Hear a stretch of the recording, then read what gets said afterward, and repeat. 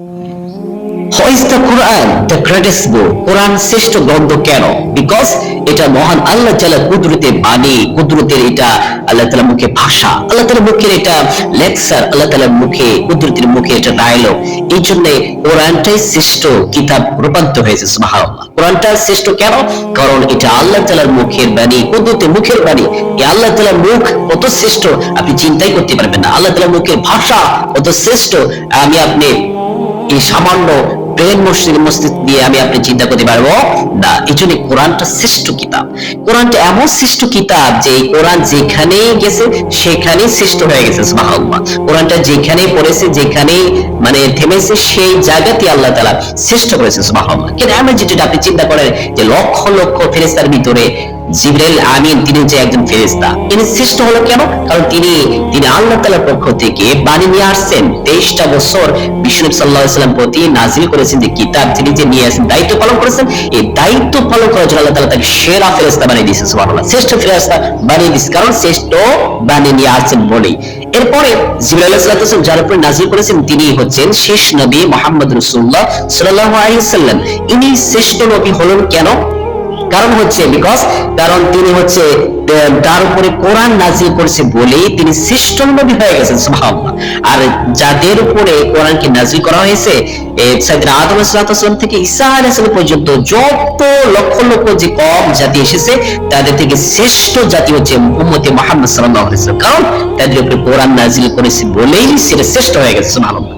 কোরআন যে জায়গাতে আল্লাহ তাআলা নাজিল করেছেন, যে হেরা গুহায় প্রথম যে সূরা আলাকের 5টা আয়াত নাজিল করেছেন, এই হেরা গুহায় ইসলামের ইতিহাসে এই জায়গাতে আল্লাহ তাআলা স্বর্ণ আকারে আল্লাহ তাআলা মানুষের অন্তরে স্থাপন করেছে। সুবহানাল্লাহ। শুধুমাত্র কেবলমাত্র কোরআন নাজিল হওয়ার কারণে এই কোরআনটা যেখানে যে অবস্থায় গেছে সেটাই সেই জায়গাতেই কি হয়েছে, শ্রেষ্ঠ হয়ে গেছে। কোরআন যারা লালন পালন করে, কোরআন যারা বুকে নেয়, কোরআন যারা লালন পালন করে, এর অনুযায়ী তার জীবনকে তার লাইফকে সেটেল করে, ওর অনুযায়ী তার জীবনকে পরিচালনা করে। এই মানুষকে আল্লাহ এত সম্মানিত করেছেন ইন্নাল উলামা ওয়ারাসাতুল আম্বিয়া। এই সাধারণ মানুষকে সে কোরআন পালন করার জন্য, লালন পালন করার জন্য, এর অনুযায়ী জীবন যাপন করার জন্য আল্লাহ তাআলা তাকে নবীদের কাতারে আল্লাহ তাআলা তাকে সম্মানিত করেছে। সুবহানাল্লাহ। কারণ যারা আলেম, যারা কোরআন হাদিসের অনুযায়ী চলে, তারা নবীদের ওয়ারিস। সুবহানাল্লাহ। এই কোরআন অনুযায়ী যারা সেপ্ট করেছে, মুখস্থ করেছে, এরপরে সে আমল করেছে, হালালকে হালাল, হারামকে হারাম স্বীকৃতি দিয়েছে, এরপরে এর অনুযায়ী জীবন যাপন করেছে, এই ব্যক্তিকে আদখল জান্নাত, আল্লাহ তাআলা তাকে জান্নাত দিয়ে দিবেন। সুবহানাল্লাহ। শুধু কি জান্নাত, এই ব্যক্তিকে আল্লাহ তাআলা এমন সম্মানিত করেছেন যে কিয়ামত হাসরের দিনে 10 জন ব্যক্তিকে সুপারিশ করবে। সুবহানাল্লাহ। এই কোরআন অনুযায়ী যারা জীবন যাপন করেছে, কোরআনকে শ্রেষ্ঠ বাণীকে প্রচার করার জন্য যারা জীবন দিয়েছেন, কোরআনকে পরিবার, সমাজ, রাষ্ট্রবিদে প্রতিষ্ঠা করার জন্য যারা জীবন দিয়েছেন তাদেরকে শহীদ বলে। এই শহীদকে আল্লাহ তাআলা বিনা হিসাবে জান্নাত দিয়ে দিবে। সুবহানাল্লাহ। So is the steadfast, so is the go to the paradise. তারা সরাসরি জান্নাতে যাবে। সুবহানাল্লাহ। এই শহীদ শুধুমাত্র কি বিনা হিসাবে জান্নাতে যাবে? তাদেরকে আল্লাহ তাআলা এমন সম্মানিত করেছেন, কোরআনের জন্য সম্মানিত করেছেন, তারা 70 জন ব্যক্তিকে সুপারিশ করে জান্নাতে নিয়ে দেন। সুবহানাল্লাহ। সুবহানাল্লাহ। তার কোরআনটা আল্লাহ তাআলা যেখানে দিয়েছেন সেই জায়গাটাই শ্রেষ্ঠ হয়ে গেছে। সুবহানাল্লাহ। কোরআনটি এমন একটা কিতাব যে কিতাব আপনি চিন্তাই করতে পারবেন না। কোরআনটা শ্রেষ্ঠ কেন?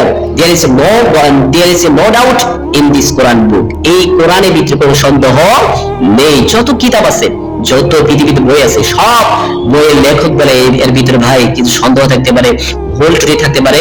ভুল ত্রুটি হলেও নিচে নাম্বার আছে, যোগাযোগ করবেন, ভুল ত্রুটিটা সংশোধন করে নেবেন। কিন্তু আল্লাহ তাআলা প্রথমে বলেছে যালিকাল কিতাবু লা রাইবা ফি, there is no doubt in this Quran. কোরআনের ভিতরে কোনো সন্দেহ নেই।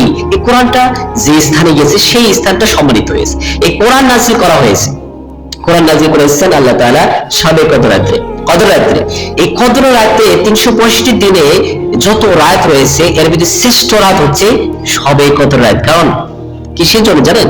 কারণ ওই রাতকে আল্লাহ তাআলা কোরআন নাযিল করছে বলেই ওই রাতকে আল্লাহ তাআলা শ্রেষ্ঠ আল্লাহ তাআলা রাত হিসেবে আল্লাহ তাআলা শ্রেষ্ঠ রাত হিসেবে আল্লাহ তাআলা সার্টিফিকেট দিয়েছেন। সুবহানাল্লাহ। ইন্না আনজালনাহু ফি লাইলাতুল কদর ওয়া মা আদরাকা মা লাইলাতুল কদর লাইলাতুল কদরি খায়রুম মিন আলফি শাহর। এই রাত্রে এমন আল্লাহ তাআলা সম্মানিত করেছে যে রাত্রে ইবাদত করলে 1000 মাস থেকে সেরা হয়ে যায়। সুবহানাল্লাহ। আর আল্লাহ তাআলা যে মাসে কোরআন নাযিল করেছেন, এই যে 12 মাস মুহররম, সফর, রবিউল আউয়াল, রবিউল সানি, জুমাদা, জুমাদুস সানি, রজব, শাবান, শাওয়াল, জিলহজ, এই যে 12টা মাস, এই 12টা মাসের শ্রেষ্ঠ মাস কোনটি জানেন? রমাদান মাস। রমাদান মাস শ্রেষ্ঠ হলো কেন?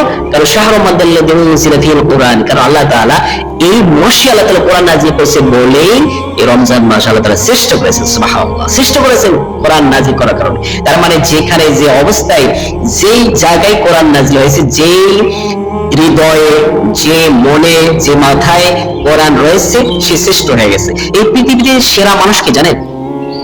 এখন আপনি বলবেন যে সেরা মানুষ তারা যারা মাস্টার্স, পিএইচডি, বিসিএস ক্যাডার যারা অর্জন করেছে, তারা সেরা মানুষ, তারা শিক্ষিত বা সুশিক্ষিত মানুষ না।